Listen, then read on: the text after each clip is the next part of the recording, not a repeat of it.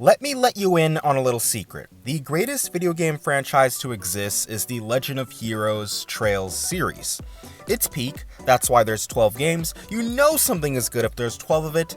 This is a certifiable fact.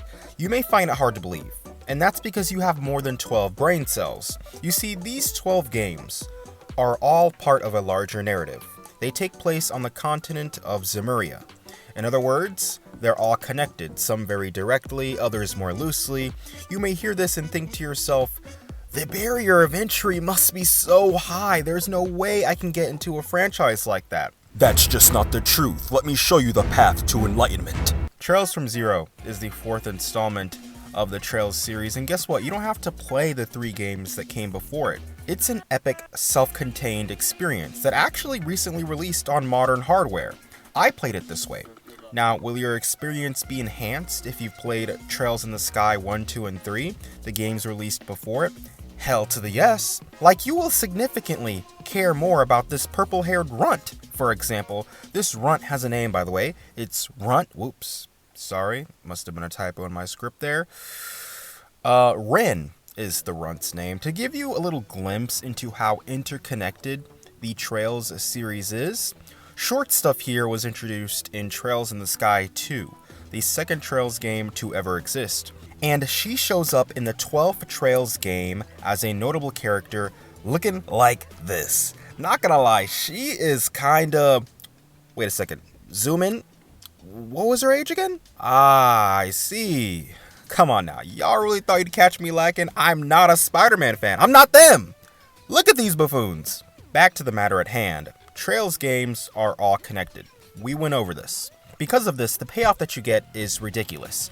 You play one of these games, it takes you around 70 to 90 hours to beat because, you know, Jrpgs are long as hell, and the time you spend with that game matters because particular story beats are touched on or sometimes just straight up meet their conclusion in a later entry of Trails.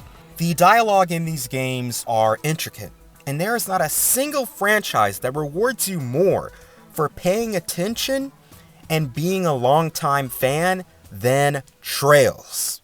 In many long-running franchises today, they do what I like to call the Newbie Reset.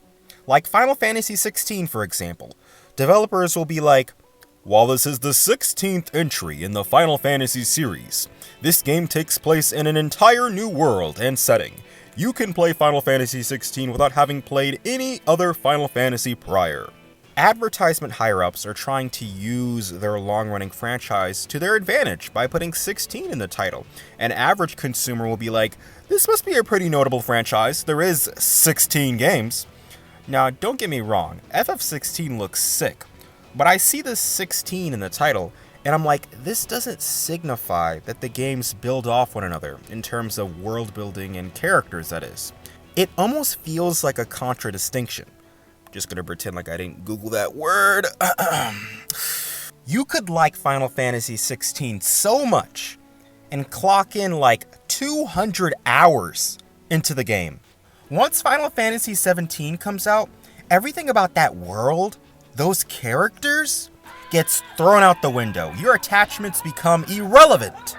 Now, the Legend of Heroes Trails series does this Newbie Reset thing too. I mean, it'd be pretty hard for me to convince anyone, not that I have, to get into this series if you had to play all 10 previous games to play just the 11th entry, Koro no Kiseki. However, their Newbie Reset is done differently and with respect to people who have played the franchise. And respect is a major factor as to what makes Trails great. As the player, the franchise makes you feel like your time with these games matter. This in turn makes you feel more connected to the world, and the story hits harder. So how does Trails go about their resets? As I've mentioned earlier, all of the Trails games take place on the continent of Zemuria, but not at the same exact location within that continent. For example, Trails of Cold Steel, the 6th Trails entry. This is a story that is told in Erebonia, one of the biggest countries on the Zemurian continent.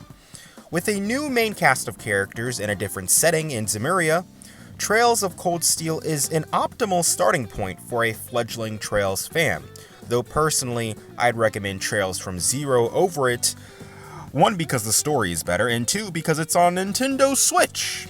Moving on, however, another reason why I can confidently say I've found the greatest video game series is because of the combat system in these games. It's an amalgamation of everything I love in a JRPG. If I had to give you a horrible analogy to describe why I like it, I'd say the combat is like the white girl that takes your order in the Chick-fil-A drive-thru. In other words, it's clean, you feel me?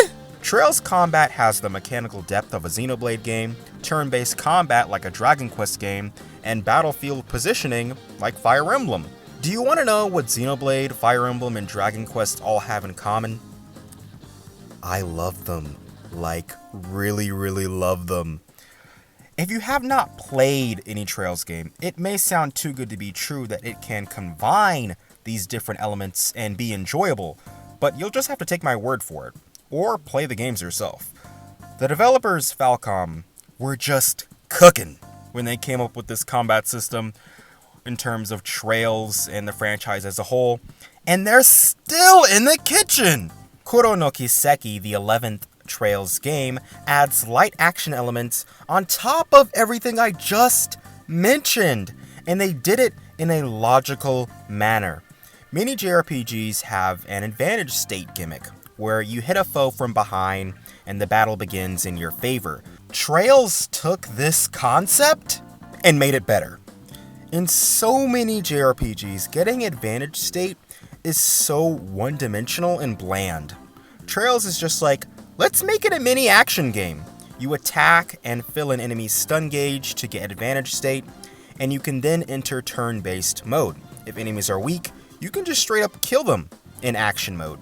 This makes the sometimes mundane process of grinding fresh and captivating because you can buffer your numerous turn-based battles with this action mode. Not to mention, if you just despise any action in your video game, you have the choice to just immediately enter turn-based mode on an enemy. You're not forced to do this.